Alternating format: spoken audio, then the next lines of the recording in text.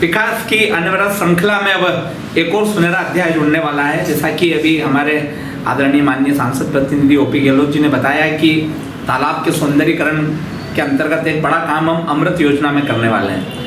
मैं आप सबको बताते हुए अत्यंत हर्ष और गौरव का विषय है कि सबसे पहले हम जब हमारे पास ये प्रोजेक्ट आया अमृत योजना में, तो हम ऐसा स्थान ढूंढ रहे थे शहर में जहाँ एक नई वाटर बॉडी हम बनाना चाहते थे। हमने इसके लिए पहले लाल खदान का चयन किया था, लेकिन बाद में चूंकि उसका जो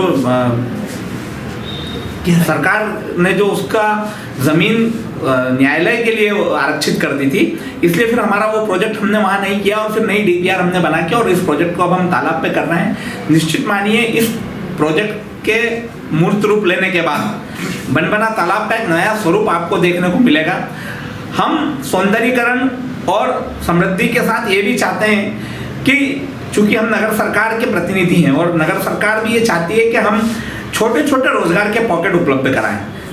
पता है हमको कि हम कहीं एक साथ 1500, 2000, 4000 लोगों को रोजगार नहीं दे सकते, लेकिन हम 25-25, 50-50 लोगों के रोजगार के छोटे छोटे पॉकेट कैसे स्थापित कर सकते हैं, उस तरफ हमारी दृष्टि है। और मैं आपको बताना चाहता हूं कि ये जो बनबना तालाब का सौंदर्यीकरण है, ये उस दिशा में भी मील का पत्थर साबित होगा।